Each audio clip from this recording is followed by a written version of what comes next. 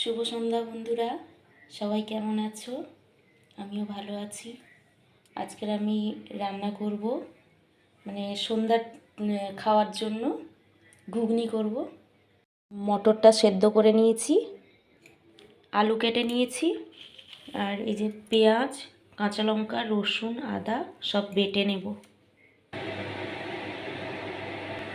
শুকনো লঙ্কা দিয়ে দিলাম, গোটা গরম মশলা দিয়ে দিলাম।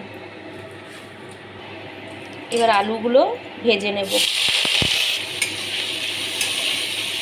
আলুটা ভাজা হয়ে এসছে, এবার বেটে রাখা মশলাটা দিয়ে দেবো। এবার দিয়ে দেব লবণ স্বাদ মতো, হলুদ,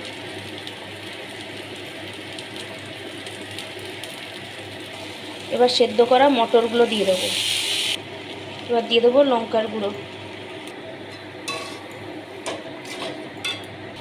এবার পরিমাণ মতো জল দিয়ে দেবো।